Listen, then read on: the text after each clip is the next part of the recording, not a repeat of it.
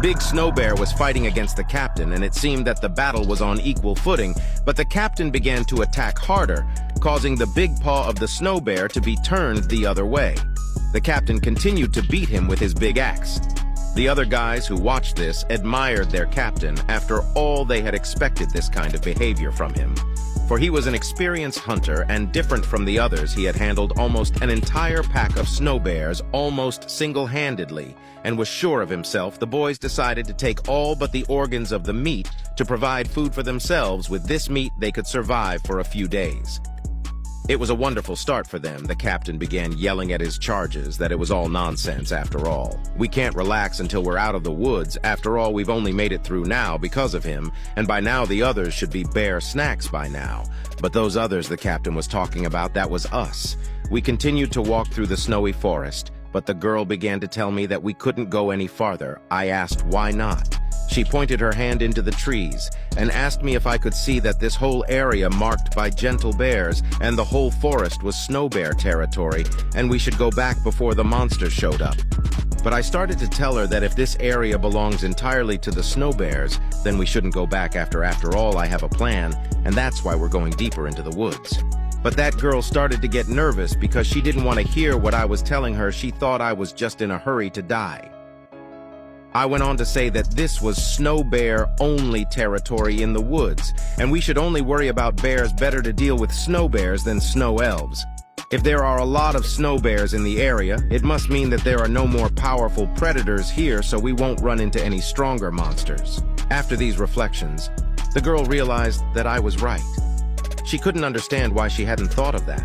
I began to tell her that we were going to make it anyway, but I noticed the way she was dressed, and I realized that it was too cold in the woods. I asked her if she was cold in those clothes, and at the same moment I called up my inventory. From my inventory, I started to get clothes out and told everyone to put them on here. It would be a shame if they all died of cold before we met the monsters. The girl was a little shocked because she didn't expect me to have spatial magic. The other guys were surprised too. Isn't spatial magic limited to just one or two objects? And the fact that I was able to summon so many things was surprising, and they didn't understand who I really was. Walked up to my sister's girlfriend and told her that I was actually the one who brought her here, and it was my responsibility to protect her. However, she shouldn't be asking me anything right now, and that goes for everyone else. I began to tell them not to ask me any questions or demand anything of me, but all of a sudden I started hearing someone coming toward us. And when I turned around and saw a big snow bear, the guys who were standing behind me started screaming and panicking. They said they would have to worry, just not about the snow bears. The girl started saying that going into the woods was definitely the wrong decision. She said she would keep him distracted until we all found a way to kill him. But I took her by her clothes with my hand and started pulling her back.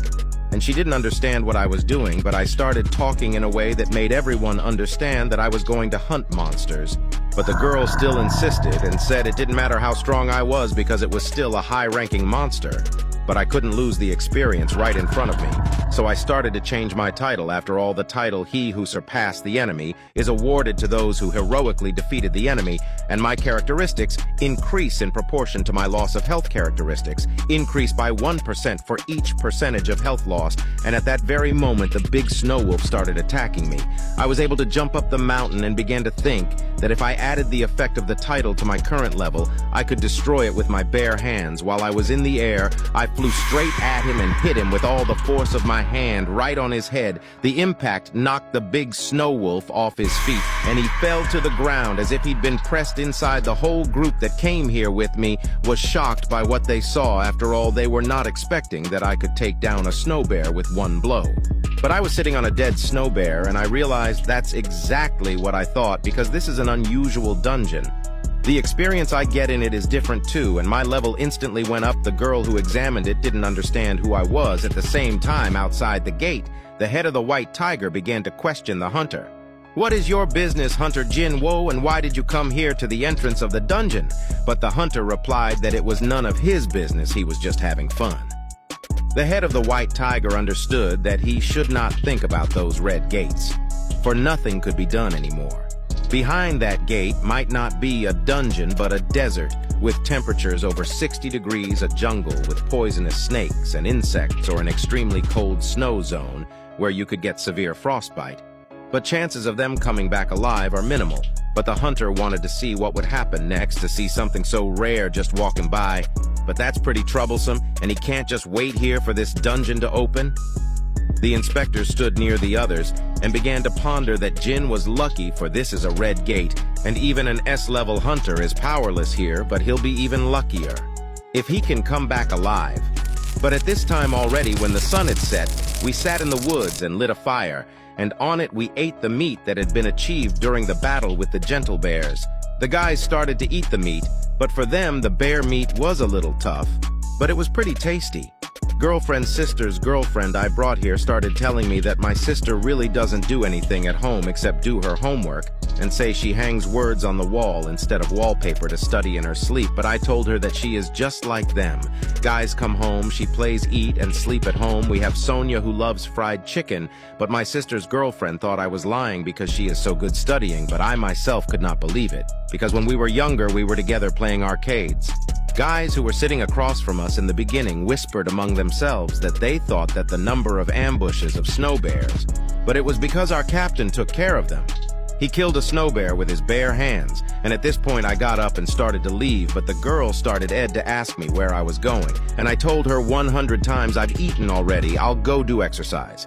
They did not understand why I was doing the exercises in a row indoors, but I began to explain to them that if I did not do them, I would be fine. At that point, they realized that I was definitely weird. A little while later, I found myself on a tree branch, and hanging head down, I started doing abs exercises.